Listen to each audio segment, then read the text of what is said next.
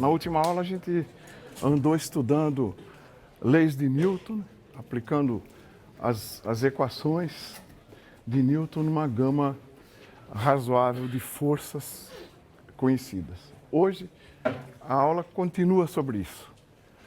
Ainda vamos estar falando de força e movimento, só que dessa vez com as leis de Newton particularizadas para algumas forças diferentes. Basicamente, nós vamos estar falando de força de atrito, é uma força nova para nós. Falando de atrito em fluidos, não só o que acontece quando dois sólidos entram em contato.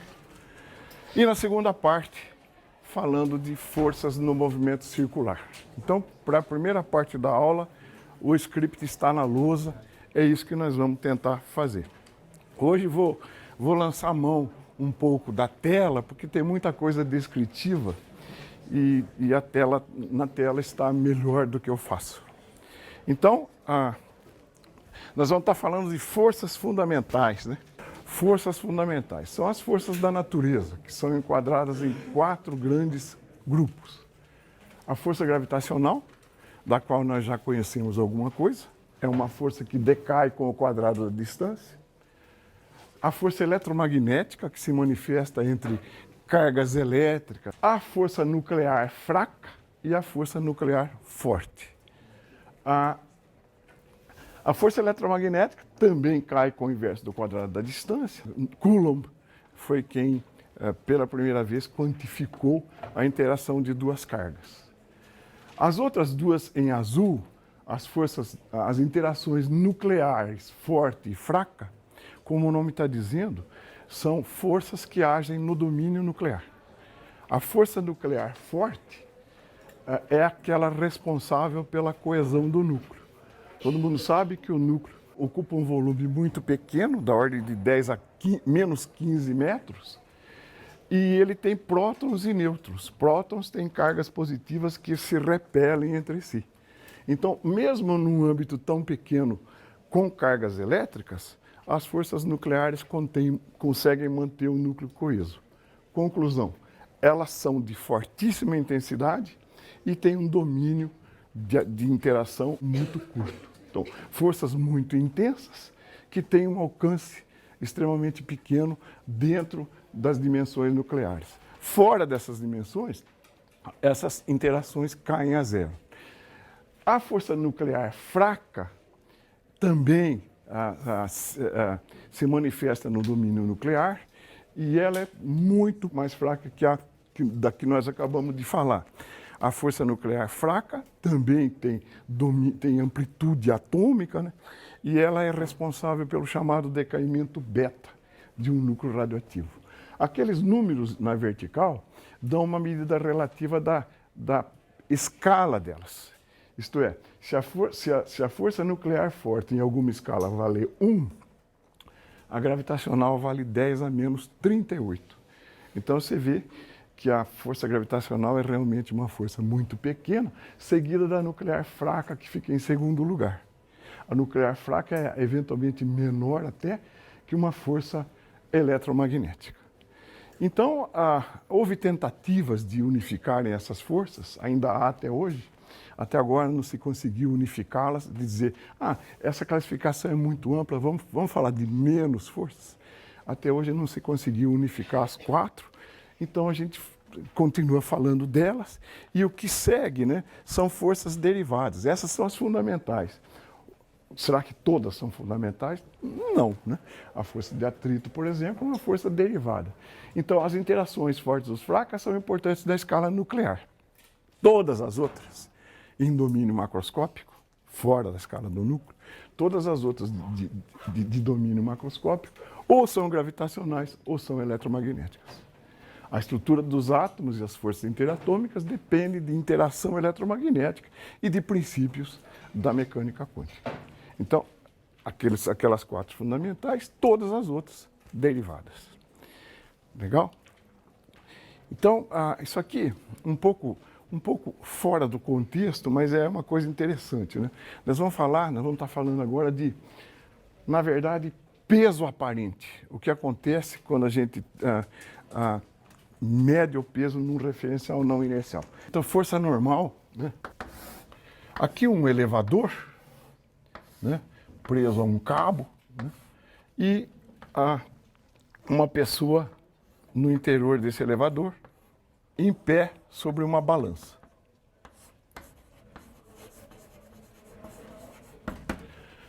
A gente define como nosso peso o que uma balança marca. Então, a balança marca o nosso peso.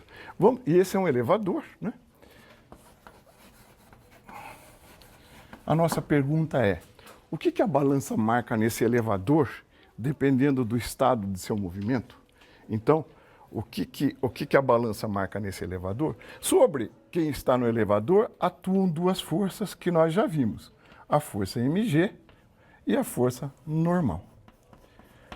A resposta da balança a essa atração, que agora nós estamos chamando de peso, é a normal. Então, o N é o peso da pessoa. Vamos calcular esse peso dependendo do estado do movimento do elevador? Presta bem atenção nisso. Item A. Esse elevador tem velocidade constante. Esse elevador tem velocidade constante. A gente viu na aula passada que se um referencial se move com velocidade constante em relação à Terra, ele é o quê? Inercial. Então, o elevador é um referencial inercial, né? Já que eu considerei a Terra um referencial inercial. Nós vimos que isso, na verdade, é uma aproximação, mas que não causa grandes erros quando a gente lida com experimentos de alcance curto. Então, se a velocidade é constante, né, os dois estão se movendo com velocidade retilínea uniforme. Então, vale a primeira lei de Newton, né? N igual a mg. Então, nesse caso, N menos mg igual a zero, N igual a mg. E aí sim, ó, a normal é o peso. A gente definiu como peso, considerando a Terra inercial, ao produto mg. Então, até aqui tudo bem. Agora vamos imaginar outras duas situações. A situação B, o elevador está subindo com aceleração A. Portanto, a pessoa também. Nós vamos ver isso aí. Então, se está subindo, se o conjunto está acelerado para cima com aceleração A, eu vou escrever o quê? Que a soma das forças na direção Y, né, é a massa vezes a aceleração em Y. Eu tenho que N menos mg. Os dois estão subindo. A é positivo. Igual a ma. Então, eu tiro daqui que N igual a mg mais A. Meu peso aparente é maior ou menor que meu peso do que mg? A normal, que é o peso que a minha balança mede, é maior que mg. Eu acho que todo mundo já teve essa sensação. Quando a gente sobe numa plataforma acelerada para cima, a gente se sente mais apertado, né? Parece que a gente realmente pesa mais. Então, N é maior que mg. E se eu tiver o elevador, descendo com A, eu vou escrever de novo, que é soma de Fy igual a MAY. Então, N menos mg igual a menos MA. Eles, se estão descendo, tem uma aceleração com sinal negativo em relação à escolha que eu fiz. Portanto, eu tiro daqui que N igual a mg menos A. Ou seja, N é menor que mg. Então, não tem sentido falar em peso se você não conhecer o referencial onde isso é medido. O peso pode ser igual a mg, maior ou menor que ele. Qual é o caso extremo aqui? Se o cabo do elevador se romper, os dois passam a cair com que aceleração? A igual a g. Se o cabo se rompe, os dois descem com aceleração g. Então, qual o peso aparente dentro do elevador que está caindo? Zero. N igual a zero. O peso aparente pode ser zero, inclusive dependendo do referencial onde você monta. Acho que todo mundo tem na mente a ideia daquele astronauta dentro da espaçonave, boiando assim, né? Se ele encostar no chão, a balança não marca nada. Por que isso? Tanto o astronauta quanto a espaçonave estão caindo para a Terra com aceleração g. Os dois estão sendo atraídos para a Terra com a mesma aceleração. Então, é o caso em que a aceleração relativa é zero, o peso do astronauta é zero. Ele fica lá flutuando dentro da espaçonave. Entendido isso? Entendido isso? Nós já tínhamos visto um caso de peso aparente numa situação de um referencial girante. Bom, agora vamos começar a falar de força de atrito sólido. Força de atrito sólido. Veja, vou começar com 3 situações para a gente entender isso. Eu tenho um giz aqui, vou empurrar esse giz, dar a ele um certo movimento, logo ele parou. Do movimento, ele para. Por que ele para? Ora, se ele parou, é porque tem uma força, tem uma aceleração para a direita minha, né? Uma aceleração para a direita minha que variou a sua velocidade. Ora, se tem uma aceleração, pela segunda lei de Newton, tem que ter uma força orientada para a direita minha. Essa é uma força de atrito. A outra situação é que eu estou fazendo uma força. Ele não dá bola para mim. Eu estou fazendo uma força. E eu vou aumentando a força que eu estou fazendo. Daqui a pouco, ele desliza e eu percebo que quando ele desliza, eu preciso aplicar uma força menor do que a que eu apliquei para ele começar a se mover. Então, primeiro, se eu aplico uma força pequenininha, ele não responde. Mas, ora, se tem uma força minha para lá e ele está em repouso, pela primeira lei de Newton, tem que ter uma força para cá. Então, existe uma força de atrito que a gente não percebe aqui, mas ela está, porque senão eu aceleraria esse bloco. E depois, eu continuo aumentando a força para ver se ele percebe, de repente ele começa a se mover. Essas 3 situações, né, são cobertas pelas chamadas leis do atrito. Então, toda vez que houver um contato entre 2 superfícies, com determinado estado de polimento, há a manifestação de uma força de atrito. Amonton e Coulomb andaram estudando, né, leis do atrito. Acontece que as leis do atrito são leis extremamente complexas. E, por isso, são leis empíricas. Por quê? A força de atrito depende da natureza. Metal com vidro não é a mesma coisa que madeira com vidro. Metal polido, vidro polido é uma coisa, sem polir é outra. As superfícies podem se oxidar, as superfícies podem ter um fluido no meio. Então, as leis de atrito só podem mesmo ser empíricas. Tamanha é a variedade de parâmetros que podem influir nela. Por exemplo, se você pegar 2 vidros bastante polidos e justapuser esses 2 vidros, é praticamente impossível movimentá-los. Então a gente começa a pensar, né, que as leis do atrito dependem do estado de polimento e da natureza das superfícies envolvidas. Essas leis estão mais ou menos formuladas. Então, essa situação é a situação do apagador sobre a mesa. Quando não tem força, o apagador não sofre nada, nem eu. Aí eu aplico uma força ao apagador e vejo que não acontece nada. Com isso, significa que a força de atrito é igual à força aplicada, ele não se mexe. Então, o atrito é igual à força que eu estou aplicando. Chega uma hora que ele se movimenta. Nessa hora eu digo que a força de atrito é máxima, ela não consegue mais suportar uma força extra, a força de atrito é máxima e nesse instante ela vale μe, que é um coeficiente de atrito dependente da natureza das superfícies em contato, vezes a normal. Isto só vale, então, μe vezes n é o valor máximo dela. Isso só vale quando ela estiver na iminência de deslizar, querendo deslizar.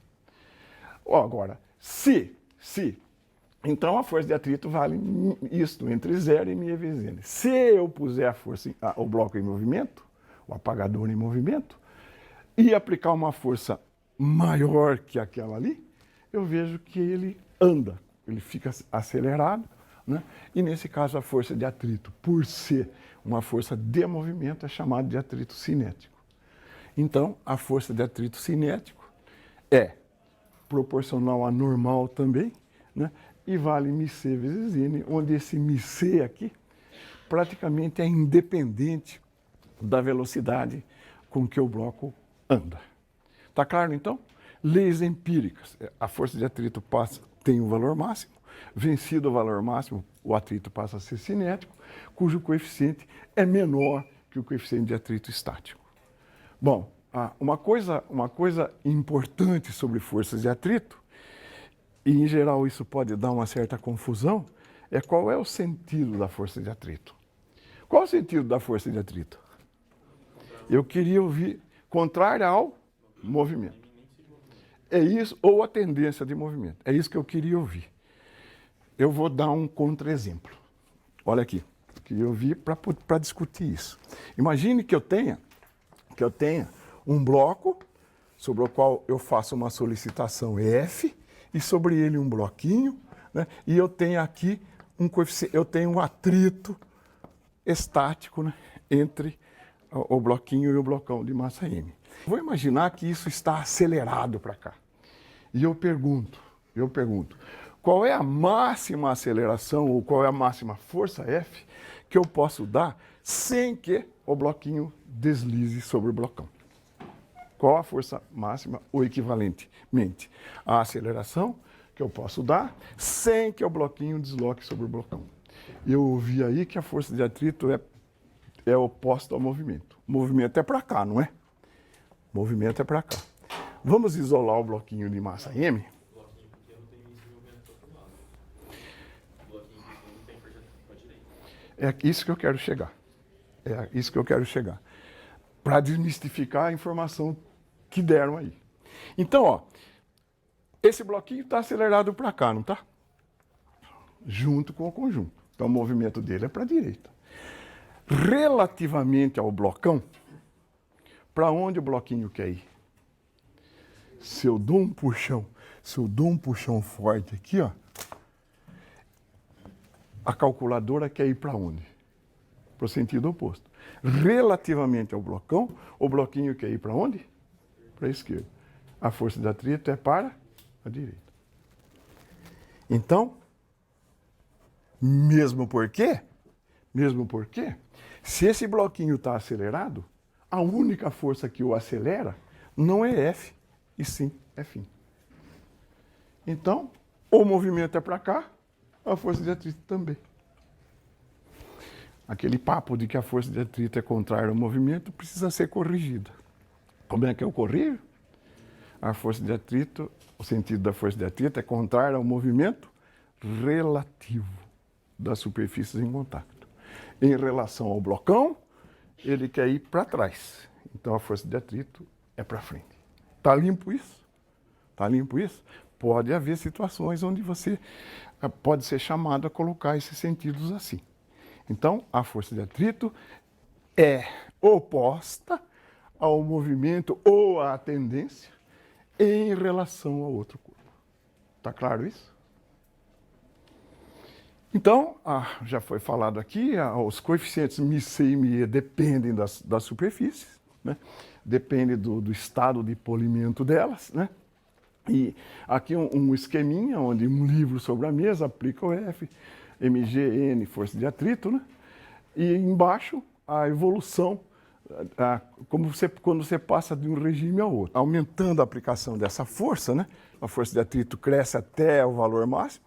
Quando atinge o valor máximo, né, o movimento passa a ser dinâmico e a força de atrito diminui, cai em relação à força estática e é razoavelmente independente da velocidade que o bloco adquire ao se movimentar. Isso aí é só um quadrinho ilustrativo, né? Ela cresce até um valor, aqui está o valor em μe vezes n. Depois disso, se você continuar a solicitação, ela cai, porque o coeficiente de atrito cinético é menor do que o coeficiente de atrito estático. Aqui só de curiosidade, daqui a pouco a gente vai fazer menção a essa tabelinha, eu quero que vocês prestem atenção neste coeficiente de atrito aqui. Nesse coeficiente de atrito, madeira. Tá? Ele varia de 0,25 a 0,50. Por que essa gama? Porque tem muitas madeiras e muitas madeiras. Estado de polimento, sujeira, umidade, tá certo? Daqui a pouco a gente vai fazer menção a essa tabela aí. Bom, como é que a gente mede forças de atrito? Medir forças de atrito é, em suma, medir os coeficientes de atrito. Né? Você sabe que é μ vezes n. Medir força de atrito significa medir μe. Então nós vamos, de novo, fazer uma aplicaçãozinha simples da segunda lei de Newton e ver o que nós concluímos daí. Um bloco sobre uma mesa, uma rodana pendurada a outro bloco, massas M1, M2, M1, M2. Eu vou querer calcular o coeficiente de atrito que existe aqui. Vamos isolar os blocos? Vamos. Quando isola um bloco, você simula o universo que age sobre ele, colocando as forças que atuam nele. Sobre esse bloquinho atuam uma atração T, a força gravitacional mg, uma normal N1, que é quanto essa normal N1? Se existe equilíbrio aqui, eu já vou escrever que N1 é M1G. Legal? Agora já estou escrevendo as leis de Newton de uma maneira um pouco mais simplificada, porque nós aprendemos a ser metódico na aula que passou. E se o bloquinho se desloca para cá, se essa aceleração é para cá, a força de atrito é contrária ao movimento relativo dele com a mesa. Então a força de atrito é F, é para cá. Forças que atuam sobre M2, simplesmente T e M2G. Certo? Então, nós vimos na aula passada que eu posso, com um certo critério, desentortar esse desenho. Então a situação é análoga à seguinte. Ó. Eu tenho o bloquinho M1 atuado por F, ligado ao bloco M2, atuado por MG, por M2G. As trações são forças internas. Quando eu isolo um sistema, eu não coloco forças internas. Então, se eu isolar o sistema, esse é o diagrama de forças que atuam sobre ele na direção x, que é o que interessa. Então, eu escrevo simplesmente que, na direção x, eu escrevo que soma das forças em x é a massa vezes a aceleração x. Portanto, m2g menos F igual à massa do sistema. Mas o que é F? A força de atrito é μ M1G. Então, M2 menos μ M1G, né? μN é μ M1G, certo? Igual a M1 mais M2 vezes A, portanto, a aceleração é M2 menos μ M1 sobre M1 mais M2. Se houver uma aceleração, como eu estou postulando que há, essa força de atrito é cinética. Então eu ponho um índice C aqui. Podia ter posto na força já também. Tá? Agora você fala, mas então o que você quer medir? Ora, se você conhece a aceleração local e as massas, né, você pode medir a aceleração com que esse bloco cai. Você coloca aqui uma fotografia estroboscópica, você vê que o espaçamento vertical vai com T quadrado. Então você mede a aceleração, conhecidas as massas, você determina μc. Tá? Então com isso, você determinaria o μc. Mas agora uma coisa interessante. Se não houver aceleração, se a aceleração for zero, como que eu meço o μe? Imagine que eu estou na situação iminente de deslizar. Então, o μc passa a ser μe, é repouso, o atrito é estático agora, e essa aceleração é zero. Então, o que eu escrevo? Que M2 é igual a μe M1. Né? Agora o atrito é estático, a aceleração é zero, μ2 é igual a ME, M1, portanto, μe é simplesmente o coeficiente das duas massas. Simples de medir. Daqui a pouco vem outro método direto de medir M. É esse. Outra maneira da gente medir um coeficiente de atrito estático. Eu vou fazer aqui com cuidado também, tá? Eu vou aqui com cuidado também, que é medida de μe. A situação é extremamente simples, né? Um plano inclinado de um ângulo θ, um bloquinho de massa m. Eu quero medir o coeficiente de atrito estático que existe entre o bloquinho e a massa. Sem perder muito tempo, as forças que atuam sobre o bloquinho são a mg, n, e a força de atrito, Fe. Relativamente ao plano, o bloquinho quer descer, a força de atrito sobre ele é para cima. Então, esse ângulo é θ, né? Eu tiro daqui que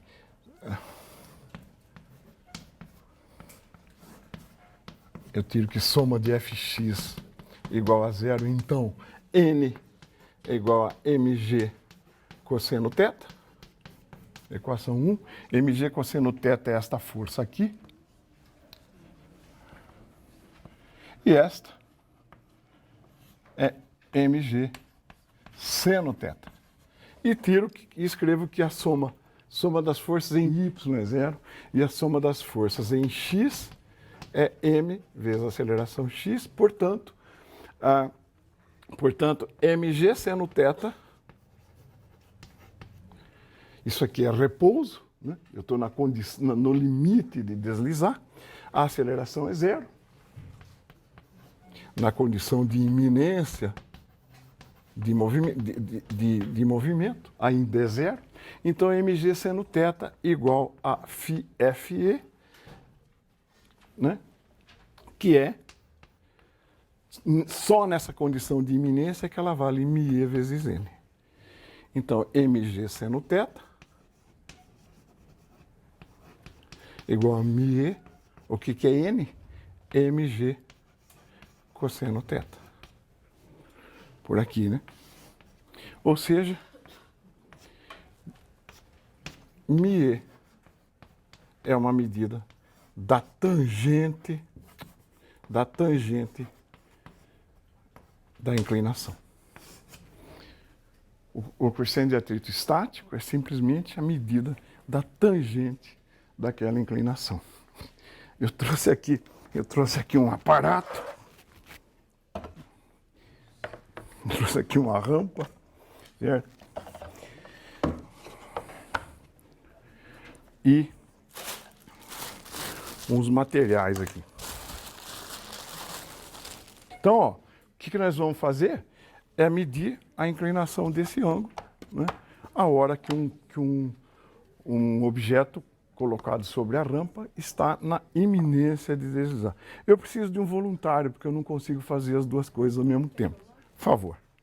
Eu fiz uma marquinha, medir uma tangente é medir esse comprimento e esse, né? A tangente do ângulo θ é y sobre x. X, para mim, eu marquei na minha sala 40 centímetros. Eu vou medir a altura quando esse apagador estiver na iminência de deslizar. Você vem me ajudar? Vai. Dá uma polida nele. É. Você desceu a régua, né? Não, aqui tá.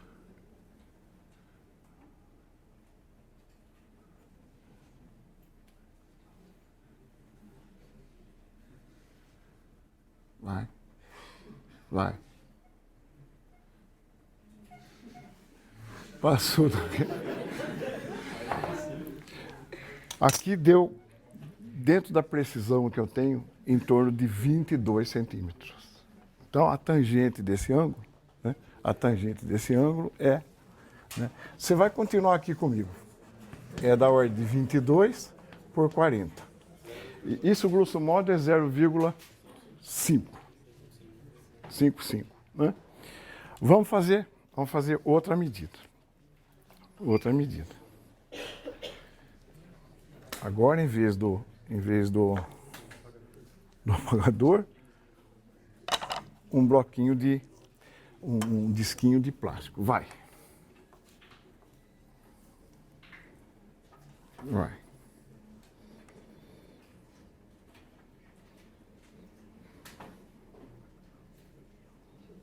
Vai.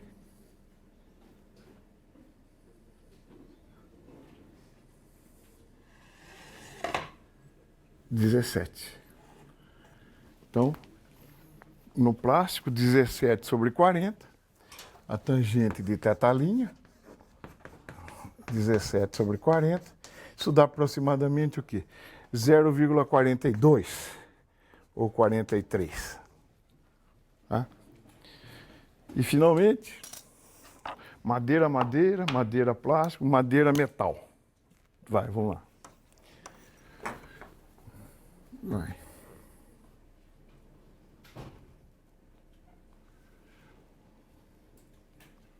Pode ir. Vai.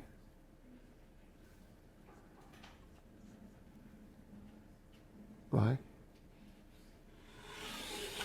21. Então, o tangente de θ, duas linhas, 21 sobre 40, que é o que? 0,52. Então, você está vendo que, com medidas mais ou menos rudimentares, né, realmente a força de atrito estático depende bastante da natureza das superfícies em contato. Se eu sujar de giz essa tábua, provavelmente a medida, qualquer dessas medidas vai dar diferente. Eu estou alterando o estado de polimento, né, estou alterando o estado de polimento dessa superfície. Né? Então vamos ver se dá para... Vai.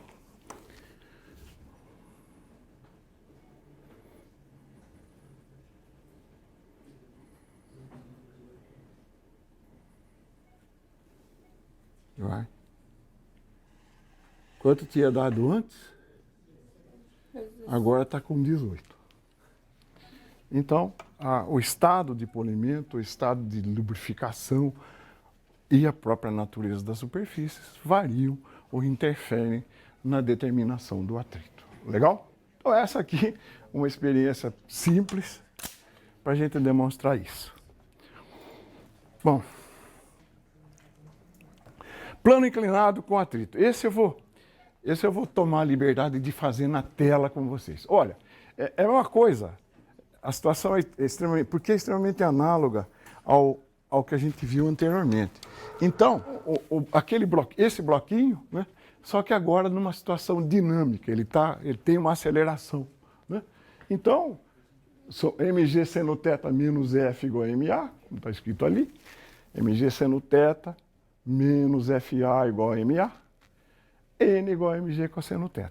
Eu projetei, perceberam? Projeta o peso na normal e na tangente, essas equações estão ali.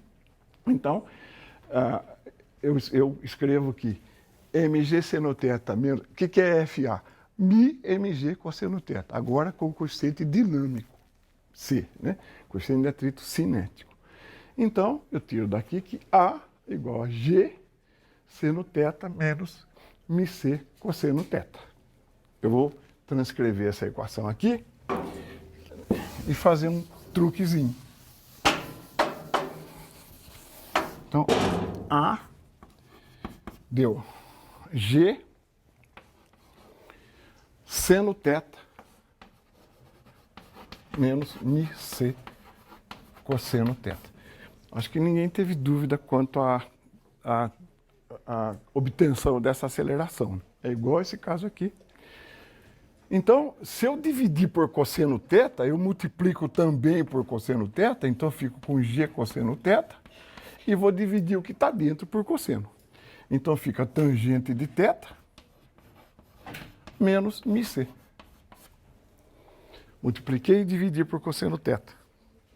Mas tangente de θ, nós acabamos de ver na demonstração aí, tangente de θ é μe. μe menos μc. Ora, como μe é sempre maior que μc, o coeficiente de atrito estático é maior que o coeficiente de atrito dinâmico, uma vez que eu colocar esse bloco em movimento, né, uma vez que eu coloque o bloco em movimento, ele continua em movimento, mesmo que se altere suavemente a sua inclinação.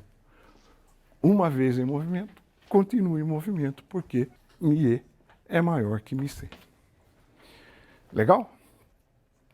Agora uma coisa um pouco mais envolvida, atrito com fluidos, né? Atrito em fluidos. Fluido pode ser um gás ou líquido, né? Então o que essa tela mostra, né, foi um esboço que Leonardo da Vinci, esse cara é realmente um gênio, com atuação em múltiplas áreas do conhecimento. Leonardo da Vinci, em 1483, concebeu a queda de um paraquedista de acordo com o esqueminha que está do lado direito. O paraquedista caindo. Né? Repara numa fotografia tirada em 2000, 500 anos depois. E essa é uma fotografia tirada em 2000. Repara a visão que o Leonardo tinha disso. E aqui embaixo está escrito assim, mais ou menos numa tradução livre, precisou de uma das maiores mentes que já viveram para projetá-lo. Mas levou 500 anos para achar um homem com um cérebro suficientemente pequeno para voar nele. Então, né, salto de um paraquedas. Então, isso aqui em si já é uma motivação para a gente apresentar,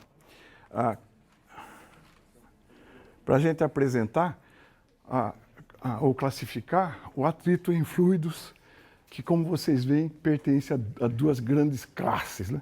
As forças que um fluido exerce num corpo sólido são dependentes da velocidade. E aqui a gente classifica dois grandes tipos de fluxo. O primeiro, chamado turbulento, que é quando você está lidando com velocidades altas no meio viscoso. Por exemplo, uma queda violenta com velocidade alta no ar. A chamada força de arraste é a força resistiva contra a queda, que, se for turbulento, é uma força que depende do quadrado da distância, v quadrado. E ela depende de outros fatores, como área da seção transversal do corpo que cai, um coeficiente adimensional e a densidade do meio. Você jogar uma conta de colar num copo, num vidro d'água, não é a mesma coisa que jogar no ar, não é a mesma coisa que jogar no mel de milho. Então, é diferente. A resposta, né, a reação ao movimento depende da qualificação da velocidade. Então, esse é o fluxo turbulento, meio de Roisse v quadrado. O outro fluido com velocidade baixa, tipo uma queda de uma gota com velocidade baixa, a conta na água, etc., essa força de arraste é proporcional agora à velocidade e não ao quadrado dela. Né? Aqui a gente R é o raio e eta é a viscosidade do meio. Então essa força tem um coeficiente que depende do meio e do objeto, mas é proporcional à velocidade. A gente fez aqui de brincadeira, acho que na primeira aula, essa experiência, né? Essa força de arraste depende fortemente da área transversal. aqui que tenta retardar ou impedir o movimento na vertical. Vamos tentar descobrir qual é uma coisa que a gente chama de velocidade terminal. Quando você salta de um paraquedas, né, no começo ele é bastante acelerado e depois de um tempo você olha para o céu, você vê o paraquedas fazer o quê? Descer com uma velocidade constante. Então, no trecho final da descida, o paraquedas está com uma velocidade aproximadamente constante. A gente chama isso de velocidade limite ou velocidade terminal. Será que é difícil calculá-la? No estágio em que o corpo em queda atingiu a velocidade limite constante, qual a somatória das forças que agem sobre ele? Se um cara desce com velocidade constante, a somatória das forças sobre ele pela primeira lei de Newton é nula. Então, como é que você calcula a velocidade terminal? Igualando a força-peso à força de arrasto. A hora que FD for igual a mg, o movimento passa a ser uniforme. A velocidade onde isso acontecer é chamada velocidade terminal. Então, igualando as duas, FD e mg, você tira aqui V, a velocidade terminal, né? Que é V é a raiz quadrada de mg sobre meio de ρAc. Ou seja, a velocidade é a raiz quadrada, mg sobre meio dá 2. Raiz quadrada de 2mg sobre ρAc. Você não tem que resolver a equação de movimento para achar a velocidade limite.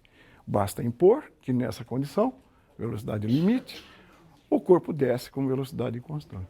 Uma gota de chuva, quando cai do céu, atinge esse regime é mais ou menos 27 km por hora. Se você fizesse a mesma conta sem levar em conta a velocidade de arraste, a velocidade terminal dessa gota seria 550 km por hora. Então, isso mostra a obviedade de você precisar de um paraquedas para pular de um avião. Legal? Velocidade de arraste equipara ou iguala a força-peso com a força de arraste. E agora, um pouco de matemática, talvez vocês detestem um pouco isso, mas eu vou tentar resolver, entre aspas, uma equação diferencial, para acabar essa primeira parte. O que é isso? Nós vamos imaginar agora a queda de um sei lá, um paraquedas aqui, né? Sobre ele vai atuar uma força proporcional à velocidade. E eu quero achar como é que a velocidade desse paraquedas é em função do tempo. Eu estou chamando de B. B é aquele coeficiente 6π, né? Esse B é aquele 6π eta R. É uma constante que eu chamei de B simplesmente. Essa força é oposta à força-peso. Se eu chamar de Y essa direção, eu tenho que mg menos bv é massa vezes a aceleração desse cara. mdv dt. Certo? Ou dv dt mais b sobre mv igual a g. Tá bom? Dividir pela massa, transpus. Essa equação aqui, resolvida, vai dar v de t. A solução de uma equação assim é uma função.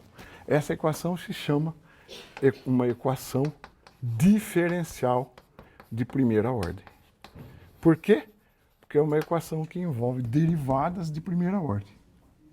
Não tem D2V, dt2, nem cubo, nem nada. Assim como a solução de uma equação algébrica é um conjunto de números, assim como a solução de uma equação algébrica é um conjunto de números, a solução de uma equação diferencial é uma função. Então eu tenho que achar uma função que, derivada e somada com ela mesma, multiplicada por isso, dg. Vamos ver como está o nosso feeling para tentar antever coisas. Qual seria a cara dessa função v? Vocês sabem, só depende de uma boa pergunta. Qual é a função cuja derivada reproduz a própria função? Vocês lembram de uma tabelinha que nós demos aqui na página 2? Se você ficar derivando a função exponencial, ela se repete. Derivada de elevado a lambda x é lambda elevado a x, derivada acima de lambda ao quadrado, ela se repete. Então, como essa função somada com uma coisa tem que dar um número, provavelmente essa função é uma função exponencial. Provavelmente a função v de t é uma função exponencial. Isso, então, encerra essa primeira parte, tá bom?